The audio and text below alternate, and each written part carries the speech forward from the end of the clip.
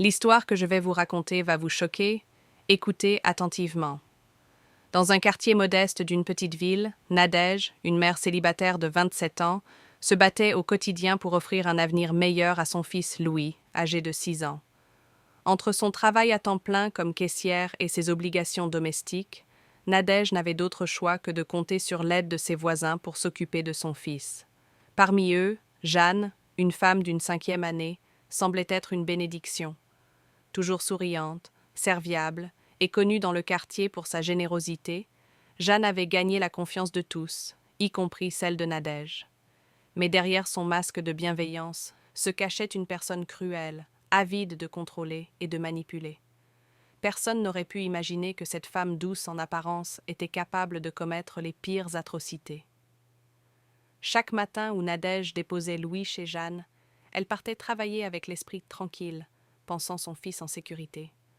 Louis, pourtant, savait que chaque visite chez Jeanne était un voyage en enfer.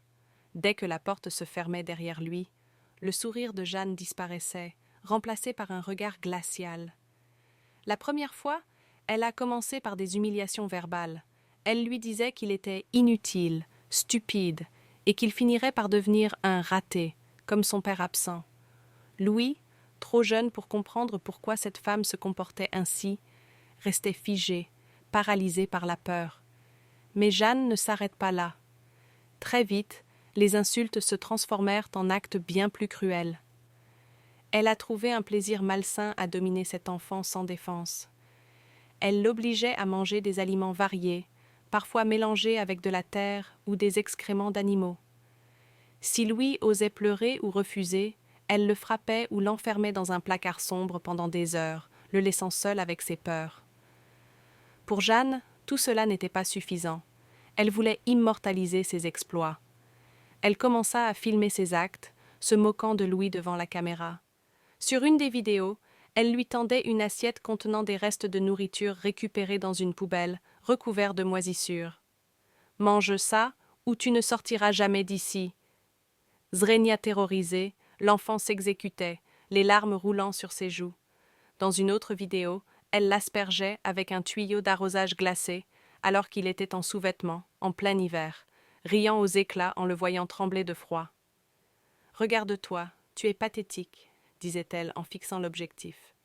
Elle partageait parfois ses vidéos avec un cercle très restreint d'amis, tout aussi tordus, qui l'encourageaient dans ses actes. Louis, bien qu'en souffrance, n'osait rien dire à sa mère. Jeanne l'avait menacé.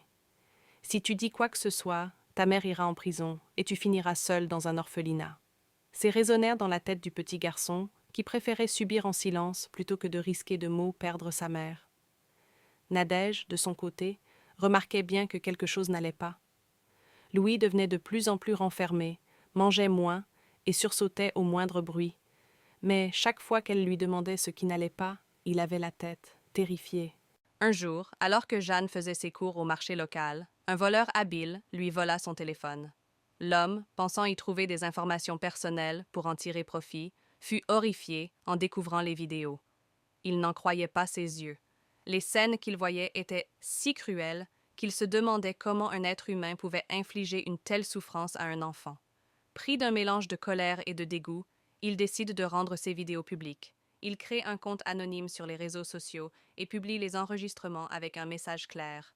« Regardez ce monstre et faites que justice soit rendue. » Les vidéos deviennent rapidement virales, provoquant une vague de choc et d'indignation à travers tout le pays. Quand Nadège vit les vidéos, elle faillit s'évanouir.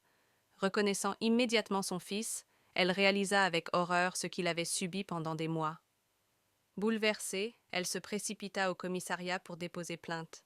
En parallèle, les voisins de Jeanne, qui avaient eux aussi vu les vidéos, se regroupèrent devant sa maison, exigeant des réponses.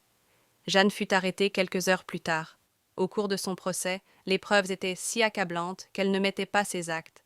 Elle fut condamnée à 20 ans de prison pour abus, maltraitance sur mineurs et diffusion de contenus illicites. Mais pour Jeanne, le véritable châtiment commença en prison. Les autres détenus, ayant appris ses crimes, n'éprouvaient aucune pitié. « C'est ton tour maintenant », lui lance l'une d'elles. Elles lui infligèrent les mêmes traitements qu'elle avait fait subir à Louis. Chaque jour, Jeanne subissait des humiliations, des violences et des privations. Ses cris résonnèrent dans les couloirs de la prison, mais personne ne venait à son secours. Après des mois de souffrance physique et psychologique, Jeanne perd la raison. Elle sombra dans une profonde dépression, refusant de manger ou de parler. Un matin, les gardiens la retrouvèrent sans vie dans sa cellule. Elle avait succombé à un mélange de blessures internes et de désespoir. Pour Nadège et Louis, le chemin vers la guérison fut long. Louis, marqué par ce qu'il avait vécu, suivit une thérapie intensive pour surmonter ses traumatismes. Nadège, rongée par la culpabilité, se promet de ne jamais refaire aveuglément confiance à qui que ce soit. Malgré tout, cette histoire leur apporte une leçon. La vigilance est essentielle, même envers les personnes en apparence les plus fiables. Et pour ceux qui commettent le mal, le retour de karma est souvent inévitable. Moralité. Cette histoire tragique rappelle à tous que nous devons protéger les plus vulnérables et ne jamais ignorer les signes d'un mal-être chez un enfant. Et pour ceux qui se croient intouchables dans leurs actes immoraux, la vie trouve toujours un moyen de rétablir la justice